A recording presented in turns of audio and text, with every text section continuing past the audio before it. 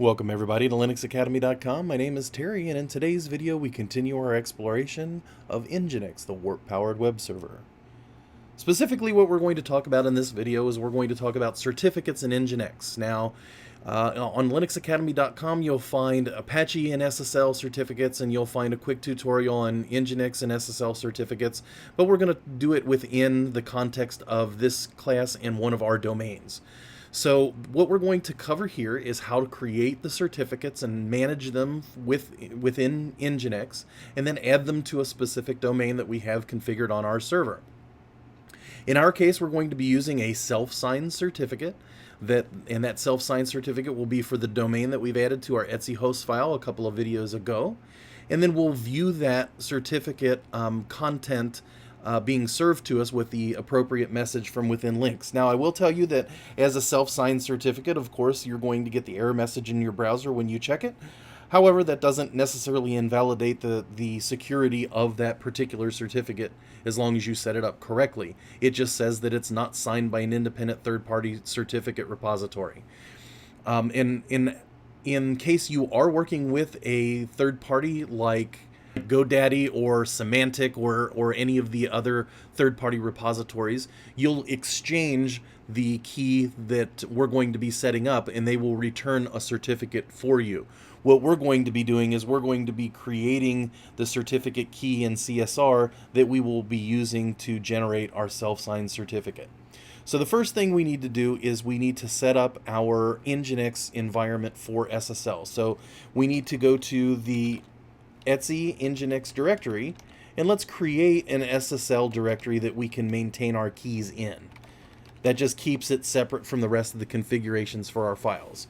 So as long as we have OpenSSL installed, which we can test by doing OpenSSL, which OpenSSL, which we do, we're going to start by generating the server key that we're going to use to generate the CSR, or the certificate signing request, which will then be used to generate our self-signed certificate.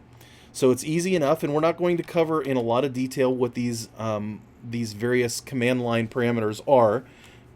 Again, there's additional courses available on Linux Academy that talk about OpenSSL in greater detail. So we're going to do OpenSSL. We're logged in as root. If you're not logged in as root, this will have to be sudo, especially for the directory under Etsy.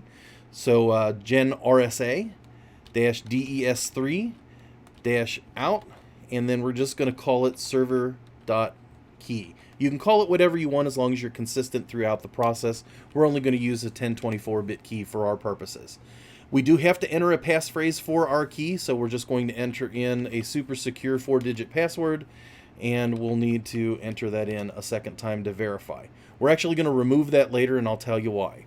But the next thing we need to do is use that key to develop a certificate signing request. So we're going to execute OpenSSL again. We're going to request a new key using the server key that we just created, and outputting the actual certificate signing request. And this is where we have to enter the passphrase from the key that we just created. So then you'll put in information about your organization, where you're from, etc., etc. In this CSR would be what you would then exchange with a third-party repository like GoDaddy, and they would use it to generate a key that has verified you and your identity as an individual. So we're just putting in some stuff here: IT, common name, localhost. It doesn't really matter what you put in here, except for you want it to be valid for your organization. You can add extra attributes, but in this case I'm going to leave the challenge password blank. Now we have this CSR that we've created, and we have the certificate key, but we want to remove the passphrase from our server key, and the reason is otherwise every time Nginx is restarted, it's going to ask for that passphrase. The problem with that being is if you have an inadvertent system reboot, or it happens to be running in a VMware environment, and the physical host goes down and it restarts the server, your Nginx process daemon is not going to come back up until you enter that security key that you've created. So in this case, what we're going to do is we're just going to copy our server key to another file called server serverkey.org. And then we're going to use OpenSSL to remove the server key by passing it in and writing it out without the password. So in this we're taking in the serverkey.org, and we're going to simply write out server.key. So we're overwriting it. Now we do have to pass in the phrase or password that we created before, but when it writes it out, you'll see, if we do an LSAL, you'll see that this is a smaller value than the serverkey.org because we've removed the hashed password file. So once we've done that, then we need to sign and create our certificate. We use OpenSSL to do that with X509, and we do REQ, and we're going to give it the number of days that it will expire in. Which certificate signing request are we going to use? In this case, our server CSR. We're going to sign that key using the server key that we created that does not have the password phrase in it. And then the output we will have is the server.crt, or the certificate itself. Now we have everything set up that will allow us to use this self-signed certificate on our system. So now let's add the certificate to the vhost file that we created, for example, for myexample.conf. So we'll change into our vhost directory, and you'll see we have our myexample and mynode. In this case, we're going to use myexample.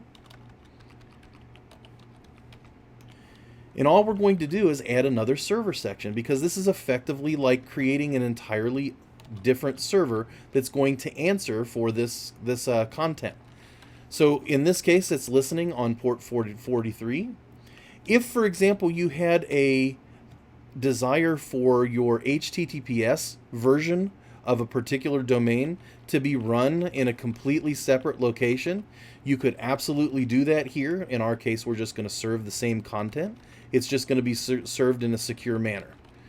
Here we're going to do index.htm. So all I'm doing is exactly what I have in the server that's listening above.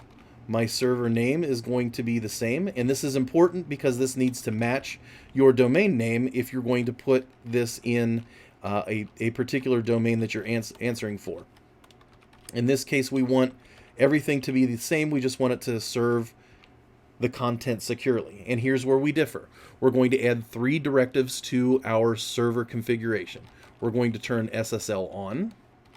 We have to tell Nginx where to find the SSL certificate itself, which in our case is Nginx and SSL, and what the name of that certificate is.